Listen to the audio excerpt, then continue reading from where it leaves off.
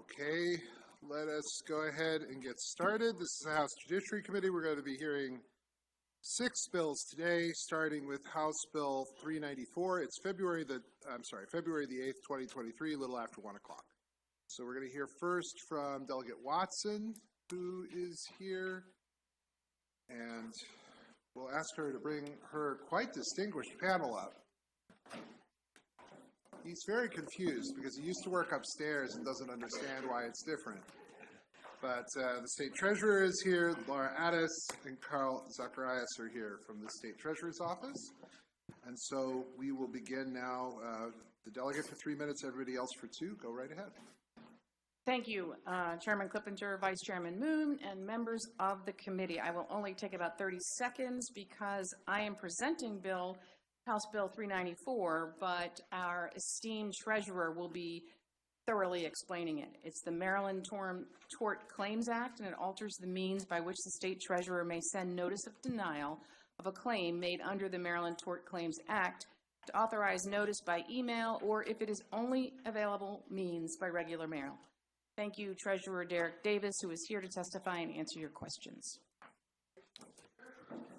Thank you, Mr. Chairman. I'm going to get right to it, and I'll come back with the pleasantries if there's any time left. House Bill 394, the Maryland Tort Claims Act. Essentially, this is what the bill does. A claim is considered denied if the state either sends a denial letter by certified mail or if it fails to give notice of a decision within 6 months of the claim having been filed. What the bill would do is that it would take us away from certified mail and allow us to do it one of 2 ways, either through regular U.S. mail, or if they provide an email address, we'll do it by email. We currently communicate with them, the staff communicates with them by email anyway. If they provided like 75% of the folks that we deal with, it's through email anyway. So essentially, this bill would enable us to save roughly $18,000 a year on certified mail costs. I don't believe I'm forgetting anything. Am I leaving anything out? Okay, so all right, since I have 55 seconds left, Mr. Chairman, it's great to see you. Mr. Vice Chairman Moon and members of the committee.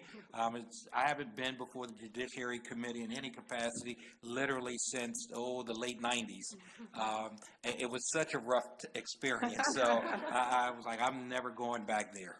But in any event, that's what the bill does, and I would appreciate a favorable report. I'm just here for questions. Thank you, Mr. Chair. Likewise. Does everyone have questions? Does anyone have questions for this panel? Delegate Bartlett, then Cardin. Thank you, Mr. Chair, and thank you, Delegate and Mr. Treasurer, for being here. Quick question. I get the bill. It makes sense. But one thing that we lack with email that we don't that we had with certified mail, hopefully, and that was the, the signature receipt type of thing. How would we make up for that through email? Meaning that I don't know that they have technology out, or if you all would be using technology to certify receipt. Yeah, thank you for the question, Delegate. Something we've discussed internally is having a checkbox on the claim form so that the claimants will affirmatively say that they consent to be contacted by email going forward, and we believe that doing something like that will help put claimants on notice that that is going to be the primary means through which our office will contact them. Great, that's what I was thinking. Thank you.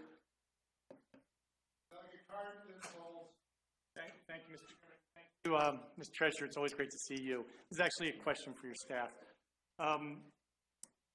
There's testimony that says that people are worried, particularly technology people are worried that what if it goes to spam? What if somebody doesn't see it and they're not aware, and so they can't take whatever actions they might want to take after notice that something's been denied, and that happens all the time. Is there a way for us to give them a second bite at the apple or something like that? I don't know.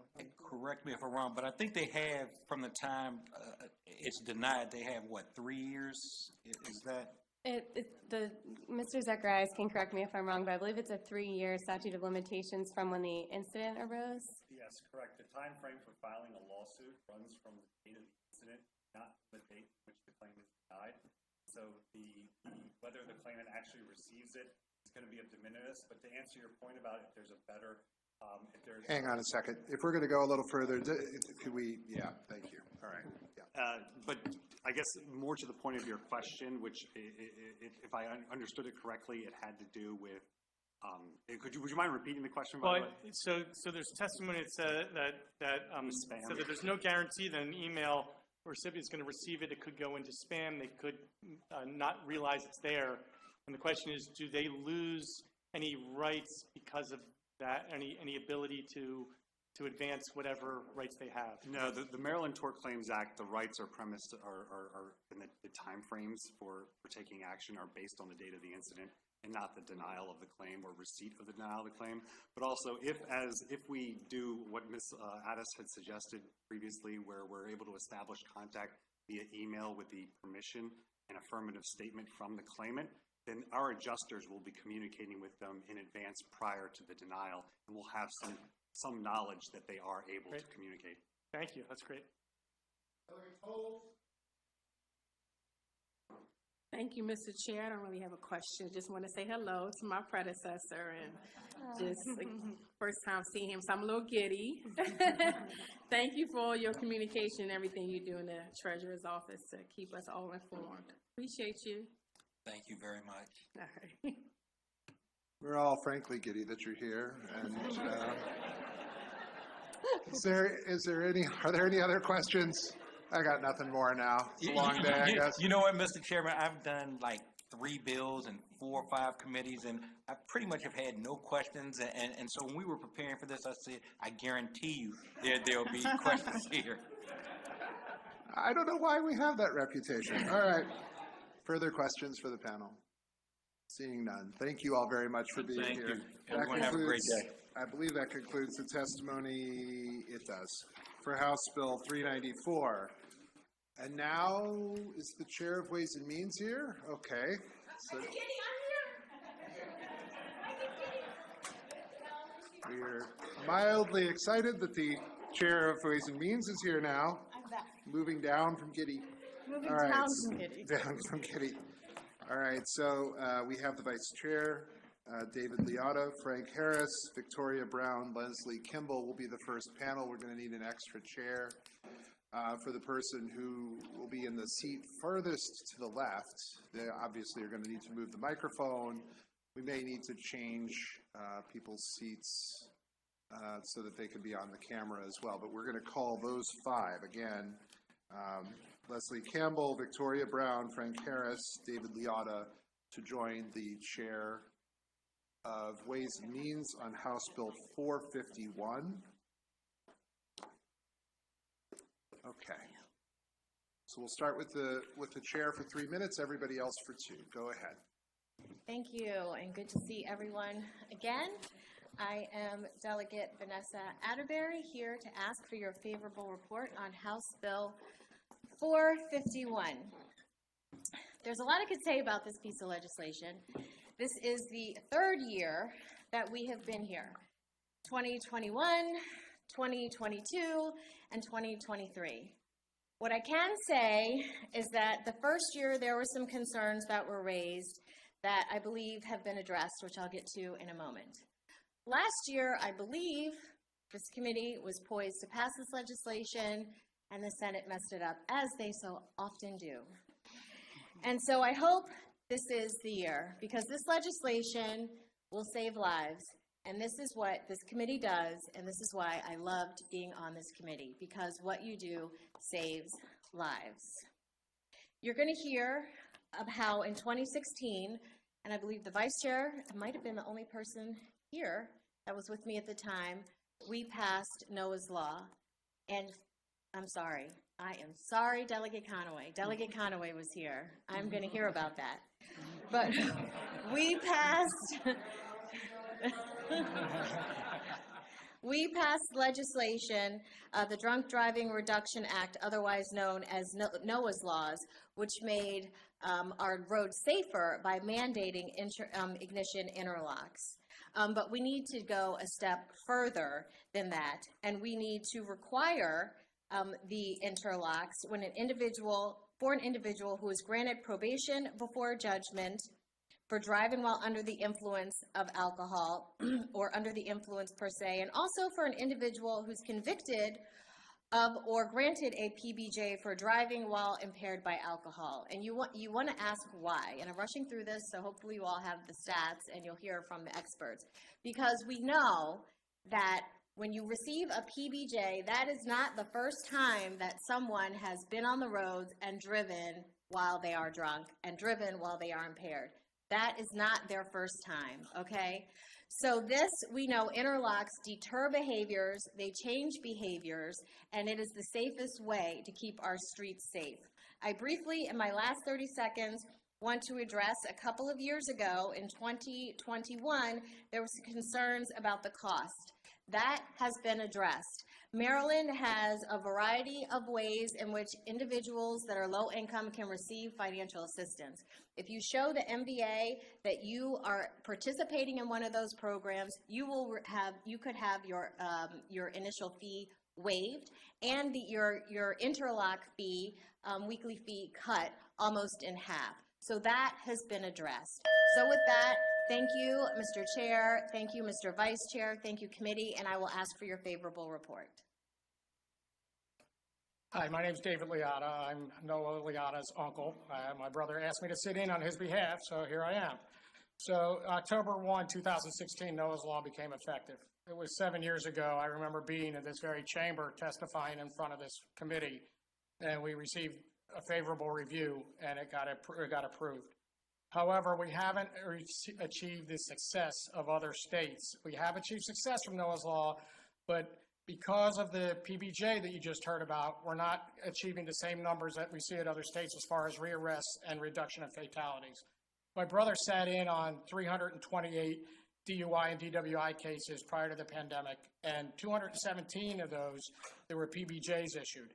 In 129, 59%, no interlock was ordered.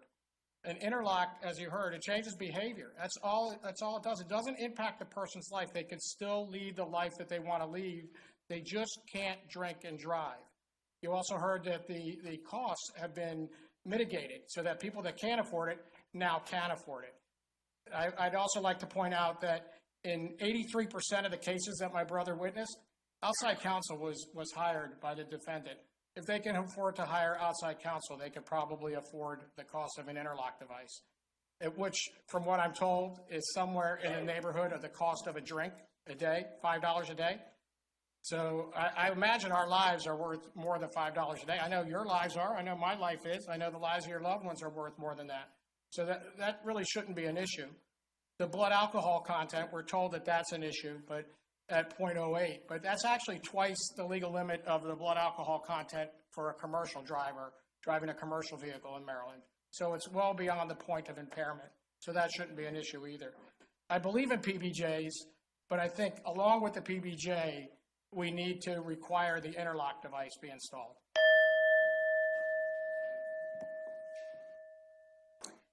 My son's name is Darius Javon Brown. He was 12. A name that took me almost 4 years to say, when a drunk driver took my baby's life on May 30th, 2004. As a mother, it sounds crazy not to be able to say your child's name, but that was me. I could not speak my son's name or look at his pictures. It was too hard for me to do. All my heart knew was I could never ever see my son in person again. I could never talk to him again. I could never watch him play the sports that he loved to play. I could never see him drive. I could never hold him again. I could never see that big, beautiful, bright smile of his. All I was left with is I'll never, because a drunk driver hit my family and I doing approximately 125 miles per hour, splitting our car in half, causing us to do a couple of 360s and ending upright and killing Darius. I will repeat that. He hit us doing 125 miles per hour, splitting our car in half. We were coming home from the movies, doing what we like to do as a family. Darius was this young man who loved people, loved to smile, loved to make people smile. He was respectful, he was polite, well-mannered, and he loved his baby sister. Who would have thought simply going to the movies, we would never get to encounter Darius again? My daughter Aaliyah, who was 9 at the time, says that she lost not just her big brother and her only sibling, but she lost her very best friend in the whole wide world. We all know that drinking and driving kills, as my son wrote a paper that states drinking and driving kill. And almost a year to the date when he wrote that paper, a drunk driver took his life. Drunk driving is violent, it's preventable, but me, my family, and all the families, we live with a bunch of never-evers. Thank you. Madam Chair, yeah, I was going to say, if we could maybe for the next two people, you're fine sitting there, but if you want to switch with Madam Chair for a moment, and then we can put everybody on camera, make it a little easier that way. Sir, go ahead. All right, Mr. Chairman, members of the committee, thank you for allowing me to testify in support of this life-saving legislation. My name is Frank Harris, Director of State Government Affairs for Mothers Against Drunk Driving. Mr. Chairman, members of the committee, battle against drunk driving is far from over. But luckily, with the bill before you today, there is some hope that is technologically based and data-driven. Noah's Law, enacted in 2016, made Maryland one of 34 states to have what MAD calls an all-offender law. What this means is the only way a person can drive during an MVA or court-ordered license suspension is via an ignition interlock, or the person can't drive at all. But as Chairwoman Atterbury noted, the loophole remains with probation before judgment, which allows drunk drivers to continue to drive drunk because there's not the public safeguard of an ignition interlock.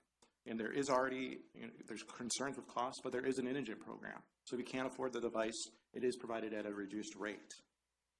And this is a major loophole in other states, but Maryland has addressed it. But the major loophole, that is probably the biggest loophole in all of Maryland's drunk driving law, is the fact that ignition interlocks are not a condition of a probation before judgment. And again, this is about saving lives, this bill. According to the Insurance Institute for Highway Safety, mandatory interlock laws reduce drunk driving deaths by 16%, and this is well studied. And ignition interlocks in general, they're a better approach than just hoping for the best by taking away someone's license. That does nothing for the person to rehabilitate the person. It does nothing for the public, to protect the public. Though we do know, and for the last 16 years, MAD has been focusing on advancing ignition interlocks for as many convicted drunk drivers as possible, and that is what this legislation will do, and will help create a future of no more victims here in Maryland, and we urge support for this, Mr. Chairman. Thank you. Good afternoon, Chairman Clippinger and distinguished members of this committee. Thank you for the opportunity to testify in support of Maryland House Bill 451. I am Leslie Kimball, Executive Director of Responsibility.org, otherwise known as the Foundation of Advancing Alcohol Responsibility. We are funded by many of America's largest distilled spirits producers. For over 30 years, we have transformed lives through our programs that bring individuals, families, and communities together and guide a lifetime of conversations around alcohol responsibility and offering proven strategies to prevent and stop impaired driving.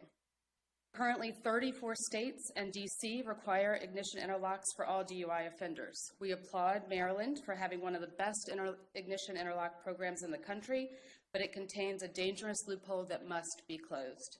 A first-time arrest for a DUI doesn't mean it's the first time someone drove drunk. It's usually the first time they're caught. For most first-time DUI offenders meet the criteria for substance abuse or dependence. Until and unless these issues are addressed, they pose a public safety risk on Maryland's roads. Responsibility.org supported Noah's Law in 2016, and we applaud the Maryland legislature for passing it to mandate the use of ignition interlocks for convicted DUI offenders. Ignition interlocks are the most effective countermeasure to stop drunk driving. It's time to ensure that every drunk driver, including those who receive probation before judgment, receive an interlock. Please support the passage of HB 451 to make it impossible for a DUI offender to drive drunk again. This bill will save lives. Thank you. Thank you very much. Are there questions for this first panel? please. Delegate Munoz. Thank you, Mr. Chair. Thank you, Ms. Chairwoman, for bringing this bill, and thank you to everyone who had the courage to come testify today. I noticed when looking at the testimony that's been provided to us both orally and written, the only group that I see opposition from is the Maryland Office of the Public Defender, and I was wondering if you would be able to respond to the issue that they take, since you have obviously given us many examples of how this legislation will save many lives across the state of Maryland. So, thank you. I haven't seen it, actually, so I don't know what their position is. I'm guessing that it has to do with the fees, perhaps, but I haven't read what their concern is. Okay, thank you. But I'm happy to talk with you about it offline. Of course, thanks so much. Delegate Boucher. Thank you, Chairman. Thank you for being here today. I appreciate the heartfelt stories. I shared my story earlier in the week, having lost a daughter, not to drinking and driving, but the pain of losing a child is immense, and it never goes away. I noticed in the testimony, I believe it's the Maryland Association for the Hearing Impaired has concerns about this. I have a hearing impairment. I don't drink. But they're stating that, is there any way to have something on the device to notify someone who's hearing impaired, such as a flashlight or something? They're concerned about people who have a hearing impairment not being notified because they can't hear the device go off. If something can be done about addressing that, that would address their concerns. That's my only real concern about it. Is there any knowledge of that on your end? Mr. Chairman and Delegate, my 15 years at MAD, that's the first time I've heard that, but I know there are folks from MVA who could possibly address that to see. There might be already something in the regulations. Okay, well, thank you. Are there further questions? Delegate Tomlinson. Hi, thanks for coming in. You mentioned earlier, sorry, Delegate, you mentioned earlier about that there are tools in place or waivers for people who have issues with paying it. Have those always been around, or is that just a recent development? That is recent, and that is based off the work that we did and the concerns from 2021 legislation. So I have to say that the MVA, MAD, and the industry came together, worked on those in preparation for the 2022 legislation. Okay, so that is brand new. And do people, or the people who are getting the devices, are they, I mean, easily made aware of this, or? I think as the MVA can speak to that, but I do know the information is posted on their website about how to go about getting the waiver. And there are interlock industry folks who are already providing a fee, cutting the fees in half and when they're made aware that by the MVA that folks are on these programs. So some industry folks are already participating in the program. Okay, thanks. I have a question. I'm going to page 2 of the bill. In lines 25 through 29. I'm trying, and it could be because I'm missing something, but it says that an individual's license, you'd have to be in the interlock program if the individual's license was suspended or revoked for a violation of 21902B, which is driving while impaired, or or through the accumulation of points, they're getting, I guess, the 12 points for driving under the influence per se. Mm-hmm. Why do you, I'm not saying you shouldn't have that, but why do you need it?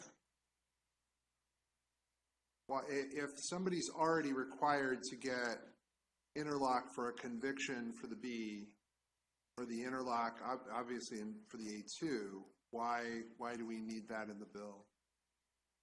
And I see the state police lurking behind you, but I'm not sure if they're here on this bill or anybody or on another bill. Mr. Chair, can he answer that? Sure, yeah, of course. Thank you, Mr. Chairman. And I submitted this in my written testimony, but the Maryland Department of Transportation, they noted that under 21902B, there were 2,600 PBJs granted, where the ignition interlock most likely was not a condition. It could have been. I know through Rich Liotta's court monitoring, we knew that, 59% of the time the interlock wasn't ordered. But again, so 2,600 out of 4,000 cases was PBJ. But I get that, and I see that higher up on the page. Maybe I will wait for the MVA to come up and I can ask them that question. That'll be fine. Are there further questions for this panel? Delegate Conaway. Thank you, Mr. Chairman. Thank you, delegate and panel, for coming in to testify. My question, well, my first question is, can a judge order the interlock with the PBJ now, currently? Maybe delegate? Yes. Okay. On page 2, line 15, will the interlock system detect a drug? It says while impaired by a drug or a combination of drugs. Will the interlock system detect that? I don't believe the interlock can detect drugs, no. So why is that in the bill? That's a good question. I'm not sure. Thank you very much. Can I help? Yeah. So this would appear, at least the legislation would appear to make it clear that if you are convicted of a 21902C, which is driving under the combination of drugs and alcohol, or a combination of drugs, that the court may require you to go into the interlock program. So that's what that has to do with. What I think the focus here is more on the alcohol part of it. But Delegate Conaway, if you now have another question, although this is not my bill, so that's fine. I got hung up on that too. I saw that for a second, and then you kind of have to take it apart. Respectfully, sure.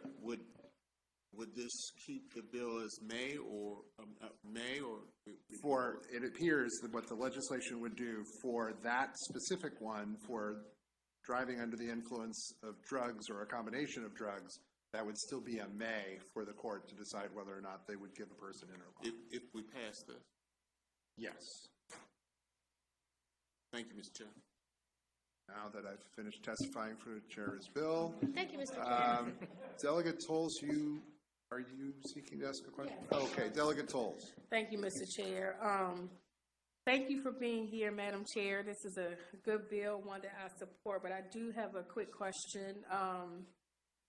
To get into the weeds of things, pun intended, how would this impact with the cannabis legislation coming forward, and maybe it's the drug thing sparked my fancy, so I was just curious to know how would that play into everything. Well, I think the provision that Mr. Chair just discussed with Delegate Conway would be an issue, but right now there is we don't have a way to test for drugs. I heard multiple bills when I was in this committee where legislation was brought to test for drunk and drugged driving, but there is no way right now for us to test for drugged driving to determine if somebody is impaired by drugs.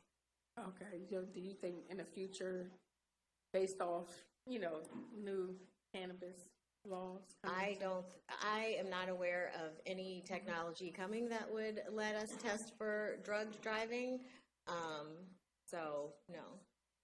Okay. Thank Let's you. see, there doesn't appear to be an interlock for that. There are ways to test for it, but let's go to Delegate Valentine.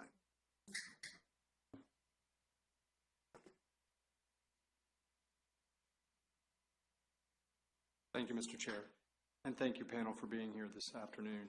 I do have one question, and I don't know who to address this to, is how is the determination made for which vehicle is equipped with the interlock? Is this made by the judicial officer? Is it a registered vehicle? How is that determination made? I believe that is made by the MVA.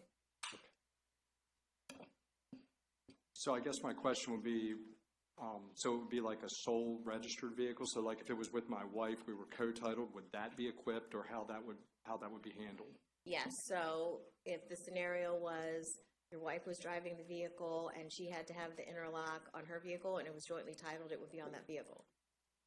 Thank you. Delegate Tomlinson.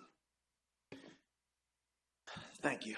I'm looking at the last page where it breaks down 6 months for the first time, 1 year for the second time, 3 years for the third.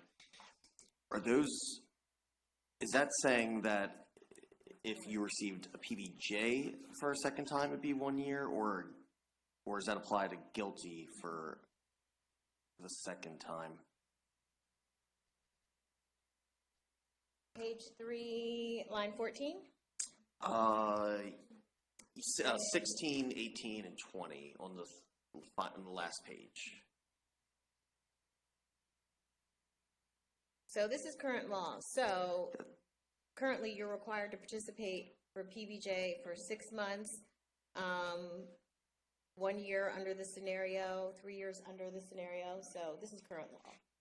Do you know if that's, when it says the second time the individual, is that saying the second, do you know if that means the second time the individual's receiving a PBJ, or if it's a guilty? No.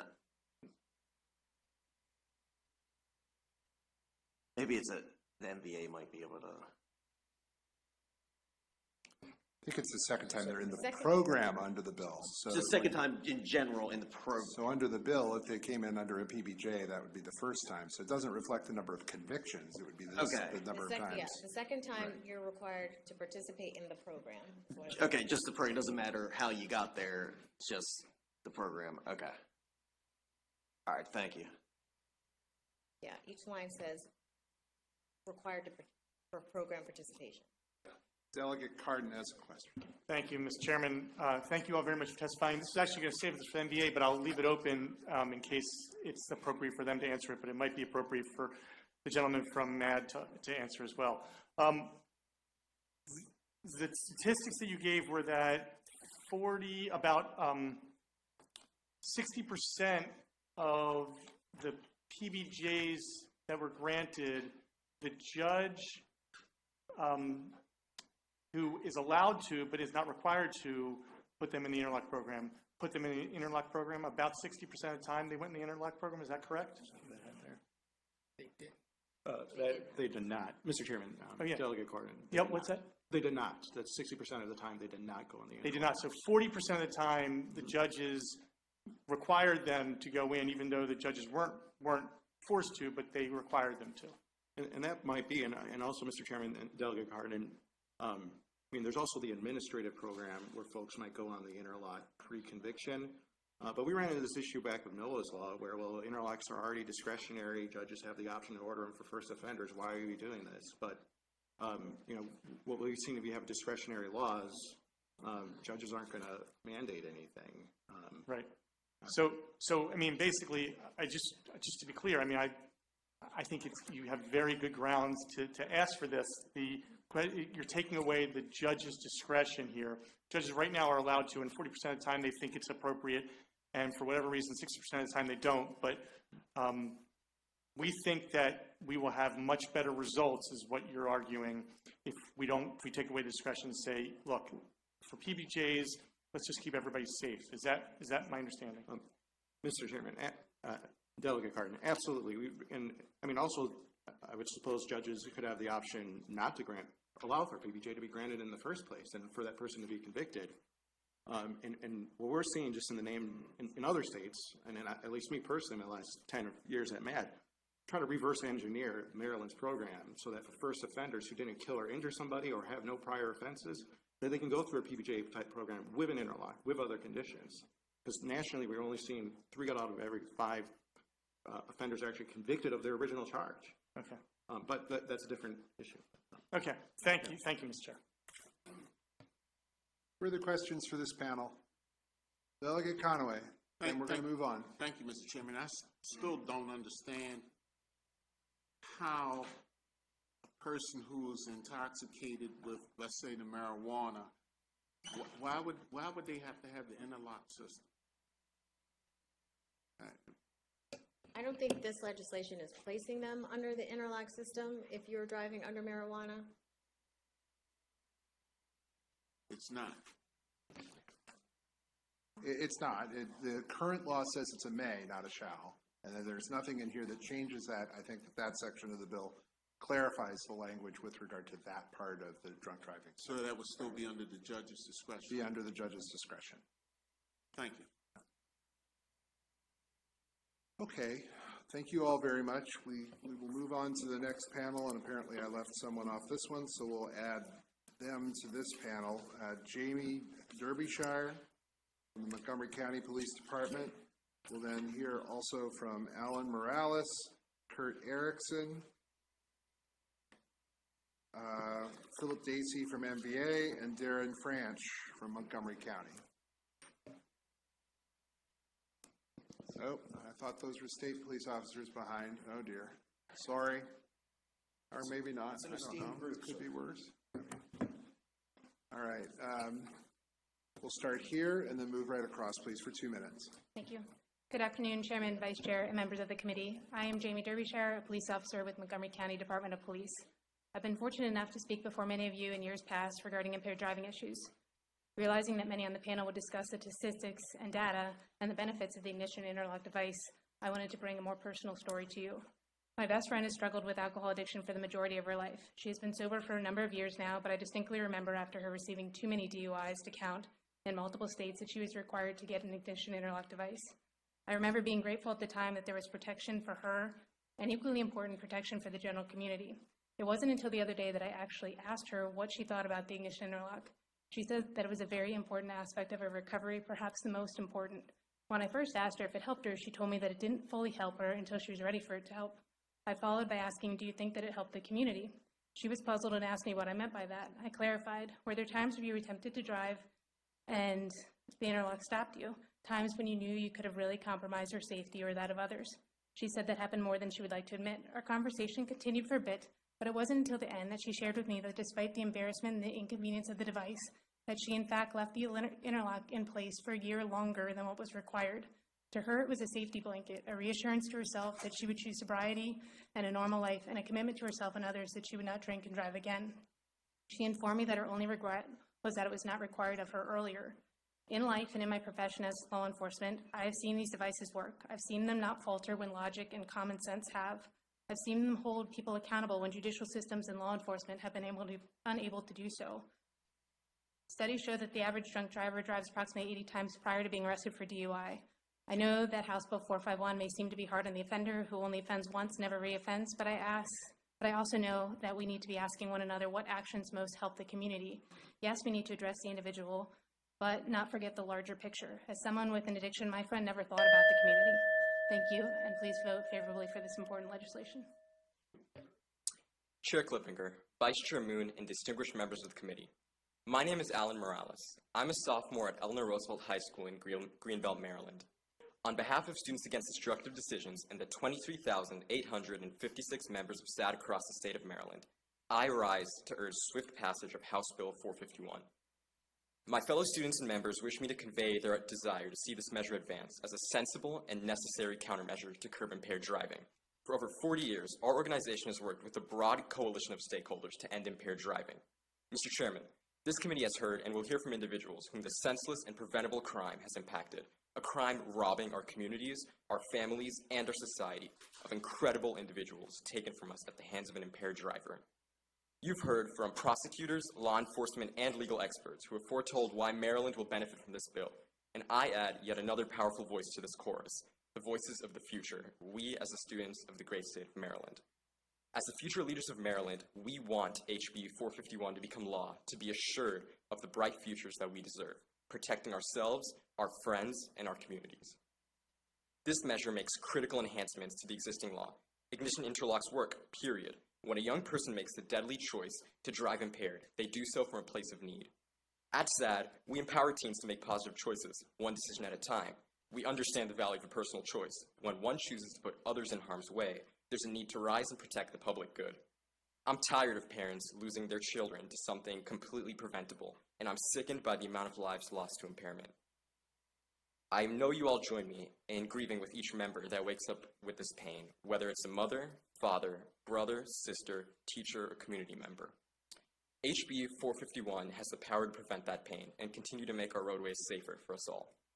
I urge you to vote yes in advancing this measure. I thank you for your time and consideration. Thank you. Good afternoon, Mr. Chair, Vice Chair, distinguished members of the committee. My name is Philip Dacey. I'm here on behalf of the Maryland Department of Transportation Motor Vehicle Administration in support of House Bill 451. MDOT MVA is hyper-focused on the issue of impaired driving. Each year in Maryland, on average, there were more than 6,600 impaired driving crashes, resulting in nearly 3,000 injuries and 170 fatalities in Maryland. These are not just numbers, these are people, families, friends, and loved ones. This legislation can save lives and help keep drivers who have violated our impaired driving laws from getting behind the wheel, unless they do so with an ignition interlock. The average drunk driver is driven under the influence 80 times before their first arrest. So while a driver may be granted a PBJ for what is considered a first offense, this represents the first time they've been arrested, not necessarily the first time they've driven while impaired. In 2021, Mothers Against Drunk Driving released their scorecard for states in which Maryland only received a C+. Between 2018 and 2020, there are, on average, 7,200 PBJ dispositions for 21902A and B offenses, and 1,700 21902B convictions each year. On average, slightly less than 30% of these drivers already participate in the ignition interlock program. That's mostly due to the impact of Noah's Law. So only 30%, we compared all those people that got convicted of A, B, and all those people that got probation before judgment on the 21902B convictions, and only 30% of those people were in our program already. So House Bill 451 addresses this gap by requiring all those receiving PBJs for 21902A or B offenses to enroll in ignition interlock program.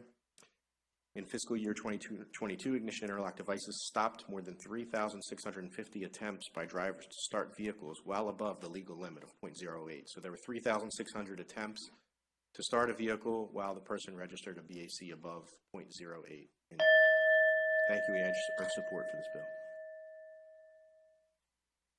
Good afternoon. I want to thank the... Would you mind moving the microphone so, yeah, there we go. I'm used to this. Good afternoon. I want to thank the Commission for paying close attention and having such thoughtful questions. I am Darren Frank. I'm an Assistant Chief with the Montgomery County Department of Police. I appreciate the promotion to State Police, though. I'm here to speak on Noah and his impact on us, but also this law closing this loophole. On December 3rd of 2015, Noah was part of a holiday task force trying to arrest drunk drivers. While conducting a stop, he was struck by a two-time drunk driver and ultimately taken to the hospital where he lived until December 10th, where he did his final service of donating his organs and saving others. He passed away. I know that because I spent those 7 days in the hospital with Noah's family. I was the honor guard at the time, and I had the tragic honor of laying him to rest and advising that family. This was a senseless tragedy. We can change this. As a resident, again, I thank you for looking at this law, and I thank you for passing Noah's Law to begin with, but the job isn't done. We need to stop the loophole for PBJs. PBJs allow up to 6,000 DWI offenders to avoid the ignition interlock. The studies show that over half of those arrested for drunk driving recidivate. They do it again. That's 3,000 potential drunk drivers amongst our citizens on the road. Please understand that drinking and driving is a choice this day. It is not a mistake, it's a choice. Offenders have driven drunk 80 times before they're caught, on average. That's 80-time offenders that got caught. The data shows the interlock devices reduce drinking and driving and fatalities. I thank you for your attention, and I thank you for passing this bill. All right, we'll take questions for this panel. I'm going to start. For Mr. Dacey, can you recite the data that you provided about the number of DUIs there were and the time frame that happened? Okay, so between 2018 and 2020, the average, we dropped during the pandemic in arrests for impaired offenses, but on average there were 7,200 PBJ dispositions for 21902A and B offenses per year, and 1,700 21902B convictions. So we took that data, we looked at all of those folks that were given those dispositions, and then we compared that against who was actively enrolled in the ignition interlock program. And about 30% of those folks were already in the program. So people can voluntarily enter, they could be ordered by, as a condition of probation to do ignition interlock. People can enter through the administrative per se program or hearing, but only about 30% were in there. So that leaves about 70% of those folks that are not on ignition interlock that would currently be if this bill were to go into effect. So 8,900 was the total number between the number of A and B PBJs and the number of convictions for a B? On average, yes. On average for those 3 years, and 30% of that universe of people were already in the program? Correct. Okay. Do you have statistics from 18, 19, 20 on how many people were pulled over for DUI generally? And so I'm asking, I guess, a little bit of a different question as opposed to to convictions or PBJs. You know, do you keep track of how many stops there were for DUI or arrests for DUI, I should say? We do, yeah. I don't have that number in front of me, but I think in the last year it was around 15,000 stops. About 15,000 arrests in the last year. That's my recollection. It's in our ignition interlock. I think you're correct. I think prior to the pandemic, it was approximately 20 to 22,000 arrests per year, and after that it dropped off, and I think we've leveled out just above 14,000, approaching 15,000 this past year. Okay, so it has gone down, the number of arrests. Yes, sir. Since legislation that we passed before. So maybe or that could also be an indicia of people were driving less after the pandemic a little bit too.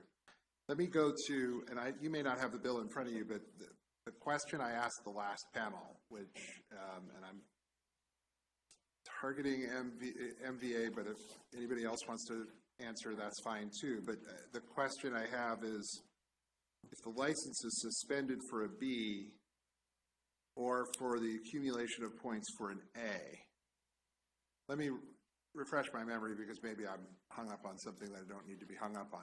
If you get a probation before judgment, do you get the points? No. Right. So if they didn't get the points, fine. But if they did get the points, then it's a conviction. Correct.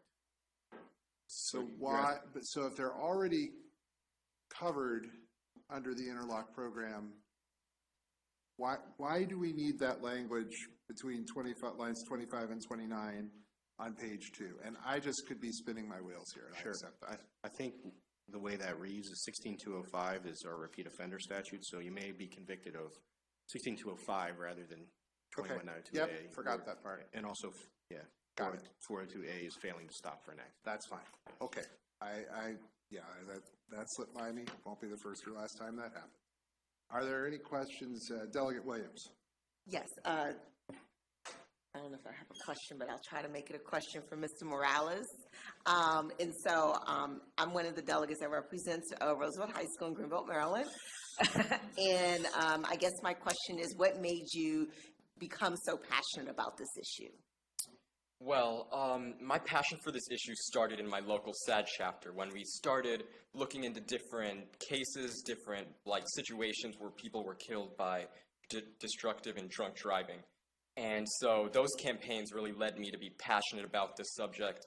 I've had family members who've been in car accidents, of course, none of them with drunk drivers, but I know the pain to see a family member in the hospital bandaged up because of something that was preventable, something that wasn't exactly their fault.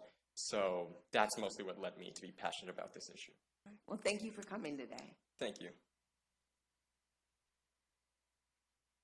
Okay. Are there further questions? Delegate Boucher. Thank you, Chairman. I heard there's a cost consciousness for people who don't have a lot of income. Are these interlocks sole source, or can people shop around for a better deal? I don't know how the system works. It's competitive. It's how many interlock providers do we have now? Eight vendors right now in the state. That answers the question. Thank you. Any other questions for the panel?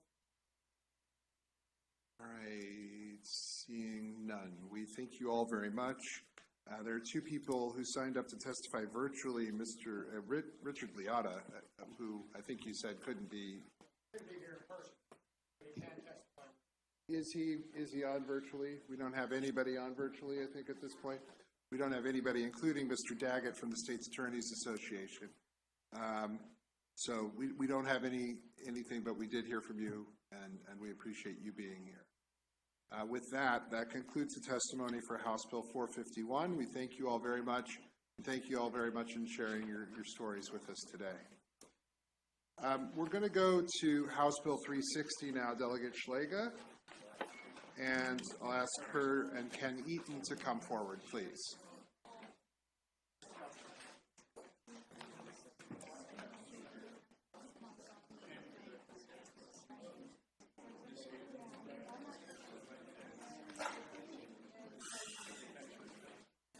Do we have Delegate Schlega? There she is. I see you. Okay, that's fine. Thank you, Mr. Chair. Can I bring my panel up? I have one person testifying orally, and that's Ken Eaton. Oh, we don't have Robert Spangler? Spamberg, sorry. I don't, but have a seat. Thank you. Thank you so much. For the record, Delegate Kathy Schlega here today with House Bill 360. Reckless and negligent driving, death of another must appear. So for those of you that have been on the committee, you've heard this bill more than once. And for lots of new faces that I see here, House Bill 360 will require motorists who are involved in a fatal accident who are not charged criminally, so reckless or negligent driving, and there is a death of a motorcycle rider, they will have to appear in court. And we've named this bill after a couple of people who were unfortunately killed in a motorcycle accident. What's going on right now is that if a person is involved in a fatality, accidentally killing a motorcycle rider, they can currently pay a fine and not go to court. And a few years ago, maybe 2 or 3 years ago, we did the same thing for bicycle riders. We said that they're vulnerable on the roadway, and that if there is a fatality, that the person involved in this accident would need to come to court, so that I think it'll bring healing to the family of the person that was killed, also to the person that would be very unfortunately involved in a fatal car accident with the motorcyclist. Fortunately, there are only 36 of these deaths a year, but that's too many. And of course, you all see the signs every year when motorcycle season starts, look for bikes, look for motorcycles, and it'd be great if we could get this down to 0. But the judges also, it's important to know, the judiciary is not opposed to this. In the beginning, they had some concerns, but they are not. And the judges have the discretion to waive this provision if they're concerned for the safety of anybody involved in the accident. If it was a gang-related motorcyclist that was unfortunately still killed. So we do have some discretion within the courts for that. But with that, I'd like to turn it over to my panel to give you some more information. I'm Ken Eaton, the Executive Director for A-Beta Maryland. I would ask, are we able to let Bob speak? He kind of had a beginning section and I had an end. Thank you, Mr. Chairman. Thank you, Mr. Vice Chairman, members of the committee, especially co-sponsors of this legislation. I'm the chairman of the board of A-Beta Maryland. We're the state's only motorcycle rights organization. Our stated purpose is to afford all motorcycles the safety and enjoyment and affordability of being a motorcyclist. But that said, we've been pursuing this bill, trying to get it passed for a number of years. And that's why I'm here today once again. And looking at this legislation, I've often thought about all the must appear violations that are actually included in the vehicle code, and pretty thoroughly investigated them this year. If anybody would like to see a copy of the list of things that constitute a must appear violation, I could provide you with that information. But I think the one that struck me the most is if you have an accumulation of speed camera violations or red light violations, although those cameras don't determine who's actually operating the vehicle, the registrant of the vehicle has to appear in court. That seems, loss of someone's life seems quite a bit more important than that. I could be mistaken, I could be misguided, but that seems like kind of, I don't know, it just doesn't make sense to me. If anybody has any questions for me, I'm more than happy to answer them. Other than that, thank you for your time, and I hope you will get us a favorable report and vote on House Bill 360. Thank you. Hi, my name is Ken Eaton. I'm the Executive Director for A Beta Maryland. To tag on to Bob's testimony, we've been working on bills similar to this for a very long time. In 2006, our then State Director was in an accident and his life was taken. And after that, we pursued a right-of-way bill where if he violated the right-of-way of a motorcyclist, you'd get a penalty. We then found out that that didn't have enough teeth in it. It didn't really work for if a police officer didn't see it or it went to court. Ultimately, as Delegate Jaliga said, there was a vulnerable individuals bill passed that included pedestrians and bicyclists and whatnot. We view this bill as not only for motorcyclists, I believe it's written for motorists in Maryland. Whether they're riding in a motorcycle or a car, we feel like this should apply. Like I said, it's been since 2006. We've been through a couple iterations, and each time we've taken a little bit of a chunk out of it. But if we could get this Bill 360 passed, we feel like it would close at least most of the loopholes.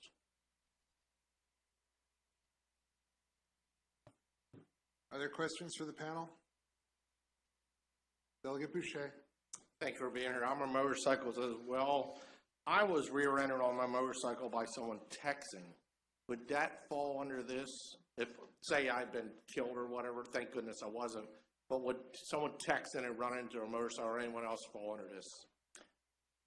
I can answer that. As far as I know, that's already a must-appear violation in Maryland if you're severely injured or killed. Okay. Thank you.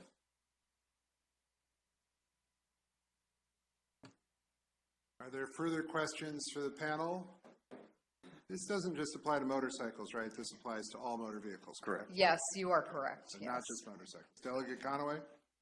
Chairman, thank you, delegate and witnesses for coming in. So under the must appear, what is the judge going to ask the person that was involved in the accident? What will you would have to ask the judge, but I would anticipate that they would have the party that was had caused the accident to appear and address the court and not just pay a ticket and not show up. So then the person that might have to appear would need counsel or might consider having counsel? It's their right if they wanted it, but they wouldn't necessarily need it. Okay, thank you very much. Thank you. Further questions for the panel? All right, thank you very much. That concludes the testimony for House Bill 360. Thank you, Judiciary. Thank you. And we're going to go now to two bills from Delegate Grammer. House Bill 364 to begin. Do you have your witness here? I don't have a panel, Mr. Chair. Okay. I'm not sure if anybody John else. Balazek? That was one of the people who just, okay. Well, that's fine. It's just you. That's more than enough. Just me, Mr. Chair. More than enough. Go ahead. Thank you, Mr. Chair, Mr. Vice Chair, and members of the committee. For the record, Delegate Robin Grammer here to present House Bill 364, the Maryland Constitutional Carry Act. House Bill 364 strikes the permitting requirement to carry a firearm for lawful owners in Maryland.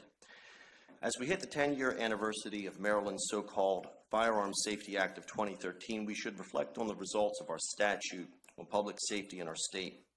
Two of the biggest arguments that it would, of the bill in 2013, that it would reduce violent crime and that it would reduce straw purchases, stand among the biggest policy flops in the history of our country. Indeed, violent crime is at record highs in the Baltimore region, and even today, we struggle to contain straw purchases. So why do we continually push a regime of gun criminalization? Throughout the late 1960s, the Black Panthers used their understanding of California's gun laws to underscore their political statements about the subjugation of African Americans. Demonstrations by the Panthers, specifically demonstrations where they exercised their gun rights, led to a plethora of gun criminalization efforts such as the Mulford Act. It was popular to take certain guns away from certain people who lived in certain areas, and politicians ushered in a new regime of legislation criminalizing gun ownership. The short answer is that our laws governing gun ownership are frequently driven by politics, not actual public safety goals or results. Not only does requiring a license hurt those who are poor, but it puts average people through a politically driven adjudication process which removes or delays the right of self-defense to potential victims. But it does nothing to stop criminals who are already determined to break the law. The Crime Prevention Research Center reports that active shootings prevented by armed citizens is actually much higher than is reported federally, and is actually as high as 34.4%. Criminals don't wait for a license to commit crimes. However, in many places in the state, such as eastern Baltimore County, we are experiencing real increases in violent crimes, such as carjackings, and we are seeing increase in gang activity. The details of local criminal violations clearly demonstrate that those with ill intentions will blatantly disregard laws related to the purchase, transportation, sale, ownership, possession, and use of firearms. We should ensure that law-abiding folks are equipped to defend themselves, because it's clear that those seeking to harm others will disregard any restrictions. And we could do that by passing the Constitutional Carry Act. With that, I'd be happy to take questions, and I'd ask for a favorable. Questions for the delegate? Delegate Conaway. Mr. Chairman, thank you, Delegate, for bringing this bill in. First of all, I would like for you to clarify, what does the Black Panther movement in the 60s have to do with today? Yeah, the point I'm trying to make is that policy regarding gun ownership is frequently political. And, you know, in California, a lot of the gun criminalization bills that came to pass happened directly after that. And if you look back at a lot of the discussions that they had at that time, they were talking about things that we still talk about today. Who can carry, where you can carry, what are the rules? It was frankly politically driven. Was that long guns, handguns, both? All guns. All guns, long guns to rifles. Mostly what the Black Panthers had were long guns, weren't they? At the time, mostly. Okay. And if your bill passes, then the state police will know who and who doesn't have a right to carry when they pull your car over. Is that right? I would disagree. I would think as long as you're a law-abiding citizen and they look at your license plate, they know who you are, they know you have the right to carry. Okay, but with this bill, you won't have to have the permit, right? That's correct. So if you don't have a permit, then how are they going to know that you have the right to carry? Because it's the law. Also, then they should assume everyone has the right to carry, if this bill passed. I would assume so, yeah. It would do what it does in 25 other states, and that is if you're a law-abiding citizen who is otherwise legally able to purchase and own a firearm, that you can also carry that firearm. Well, why do we have to go to the 25 other states? Why can't we have this state and say the state police, just for safety purposes, need to know that you have a weapon registered to you, and you might have it in the vehicle with you. It's linked to your tags. If we're only that simple, I think the correct response is that it's a politically driven purpose. If not for Bruin, those tens of thousands of Marylanders wouldn't even have a right to carry. You know, we're going to discuss a bill this session that would essentially ban the ability of a person to carry a firearm within 100 feet of anything. So, you know, I think, you know, we're not even talking about reality here, Delegate. Well, I'm talking about reality because you talked about the Black Panthers, and I think that I'm classified as being black. So I think I can speak directly to what you're talking about because I've lived it. But I thank you very much for bringing this bill. Thank you. Are there further questions for the delegate? All right, thank you very much. That'll conclude the testimony for House Bill 364. We'll go to House Bill 413. You're already there. Do you have anybody coming with you? No, I think it's just me on this one as well. There might be some other Two people virtually. Brett Amsbach, do we have them?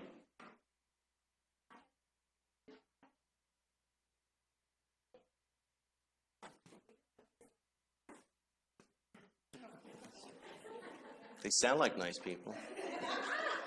They do. I mean, I'm sure they're wonderful, but Andrew Knickley and Brent Amsbaugh are the two people we have on here, but we will let you start for 3 minutes and let's see what we discover. All right. Sure. Thank you, Mr. Chair, Mr. Vice Chair, members of the committee. For the record, Delegate Robin Grammer here to present House Bill 413. House Bill 413 protects the firearm ownership rights of those who qualify to use medical cannabis by reconciling the public safety and health articles.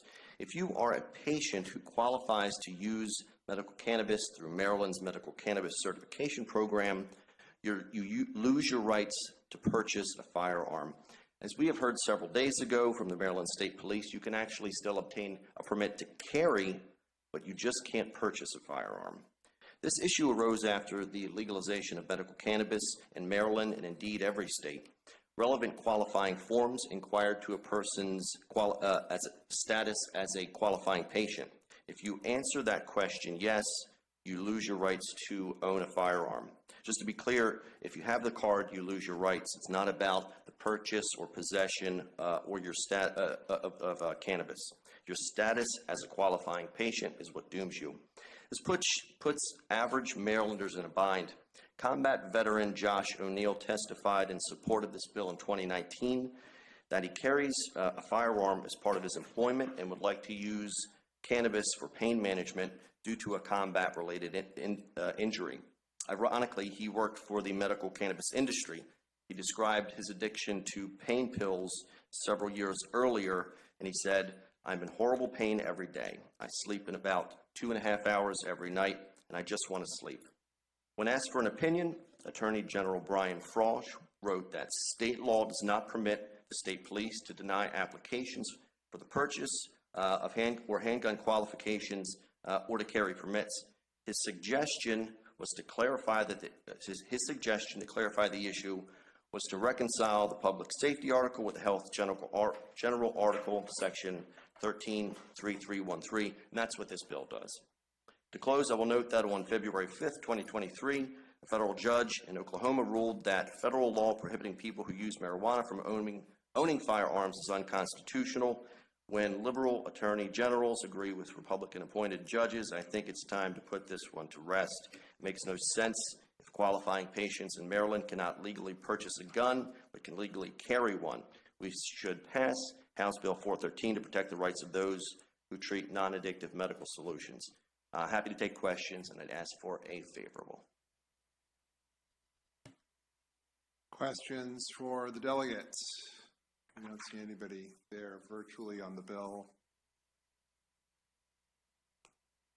What happens if upstairs in the rarefied air of the Economic Matters Committee, they simply don't require people to get medical marijuana cards anymore? That's an interesting question. I thought so. I will say, so there are a couple different permits here, and I'm told as late as yesterday for the HQL permit, they've already removed the questions. So even though the state is kind of moving already, I don't know if they've thrown it out federally, or are they going to fix the federal forms? If they don't require people to get cards, like they're going to give medical patients open legal access, is that kind of the hypothetical?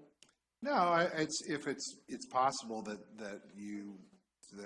they just wouldn't have. It's possible. I need to take a closer look at the bill that Chair Wilson has put in. But if there was no medical marijuana card to get, now what? I go back to the federal form. So if they don't ask for cards, we don't have to worry about the card question. Delegate, I don't have anything to do with the federal form, as you're well aware. I know. But I got it. It's hypothetical here. Yeah. My solution is, and I think about it, trying to trip through all this is this way. The Attorney General has given us this eloquent solution. rather than walk through the hypotheticals. Let's just get it done. Are there any other questions for the delegate? Seeing none. Thank you, Mr. Chair. Thank you very much. And now for his very first bill in front of the Judiciary Committee. Oh. Delegate Simmons for House Bill 483. But before we let him begin, I want to mention that we have people here from the Speaker's office who are here to specifically watch this bill. So I don't want to give you any pressure. Outstanding. Not a lot of pressure. Outstanding. Okay, it's fine. I don't want to make you feel No weird. pressure. Is Kurt Erickson here? And we don't have David Daggett. Did anybody know Marcia and Richard? All right, apparently not. Okay, well, that's fine. So we have just you, Delegate Simmons, which is, again, more than enough. And we will hear on House Bill 483 for 3 minutes, please. Go ahead. Thank you, Mr. Chair, Vice Chair, and distinguished members. Gary Simmons for the record, coming to you on behalf of House Bill number 483, grossly negligent, drunk, and drugged operator of a motor vessel and convictions. So obviously looking at legislation that has been presented to you coming from state Senate bill as well with Senator Bailey, just to look at what's happening with natural resource police. So today we have heard a lot of testimony pertaining to drunk drivers and those results of drunk drivers. I'm here to talk to you about boat vessels pertaining to those same drunk drivers. Here in the state of Maryland, obviously, you know, the state natural resource police patrol our waters along with the Coast Guard for the purposes of making sure that we are keeping our community safe. Unfortunately, there's been an increase in drunk driving while boating, and therefore has resulted also in deaths and accidents on the waterway. So as we look to keep our communities safe as our families go out onto the waterway, this bill is to look at legislation to make sure that we continue to improve on that by supporting our natural resource police. Here in the state of Maryland, reported boating accidents from 2010 to 2021 was 1,812 over that period of time. As you continue to look at natural resource accident statistics for 2010 through 2021, those continue to go up in the same category of boating accidents. Top 6 causes for boating accidents also pertaining to is number 1 being drunk driving, drunk while boating. So looking at these stats, we continue to push this legislation forward for boating injuries. Same thing, it ranges from anything from 151 individuals to the lowest amount being 51. So we continue to look at numbers, boating fatalities, same thing as we look at accidents and fatalities on the water, 155 during the same period of time from 2010 to 2021. So the bottom line to this bill is to make sure that we're doing all that we can to keep the waterways safe and to keep the families safe as people are going out onto the waters, being repeat offenders, drinking while boating, and continue to be let out of the system. There's no conversation in this bill in reference to probation before judgment, so do not have those stats to present to the committee. But what I will say is that as we look at the incidents that are happening and people being presented to our medical facilities, this is an increasing problem, and due to the limited amount of staff dealing with natural resource police, they're asking for help from this committee to make sure that we're able to enforce policies and laws of the state of Maryland pertaining to boating while intoxicated. Thank you. All right, we have with us David Daggett, who is here virtually, and we'll hear from him, or at least some part of his face, apparently. Okay, there he is, for 2 minutes. Thank you, Mr. That's fine, go ahead. Thank you, Mr. Chairman, members of the committee. My name is David Daggett. I'm a prosecutor with the Maryland States Attorneys Association and have been a prosecutor for over 30 years now. I want to thank Delegate Simmons for bringing forth this bill, and I think it's a really good one. I think it's the second or third year it's come forward. There were a number he gave you some stats. I'll try to simplify those in terms just for the last 2 years. In 2022, there were 147 impaired boating citations that were issued. There were 10 alcohol impaired related boat crashes. 2 people died and 11 people were injured basically from drunk boaters. In 2021, there were 165 impaired driving citations, impaired boating citations issued. There were 13 crashes due to impaired boating. One person died and 12 were injured due to impaired boating. It's a big issue. Obviously, you know what the numbers are for DUIs. So we just think it makes sense to have both prior convictions, whether you're boating, impaired while you're boating, or impaired while you're driving. They should apply to somebody else who's doing the opposite. If somebody who's driving drunk and then they go out and they drive a boat drunk, they should be treated as subsequent offenders and vice versa. So we'd ask the committee for a favorable report on this. And again, I want to thank Delegate Simmons. If this was his first bill, I think it was a good one. Thank you very much. Appreciate it. All right. So just again to be clear, so if you're going to get a subsequent offender for a DUI, well, your boating under the influence would count for subsequent offender for a DUI, and your DUI would count for subsequent offender for boating under the influence. Okay. Yes, sir. Got it. Questions for this panel? Delegate Cardin. Thank you, Mr. Chair. Delegate Simmons, I find it curious, and maybe I'm wrong, you might know this. Wasn't this bill presented by the former Delegate Simmons for this? Lou Simmons? Maybe. I think Lou Simmons actually presented this bill. Delegate Valentino Smith last I know it was Delegate, I'm not talking about, well, Lou Simmons would have been years and years ago, but I think perhaps. I think he put this bill in. I don't know. That would be interesting that the Simmons seem to carry on this bill, Delegate. I'm pretty sure he wasn't as good looking.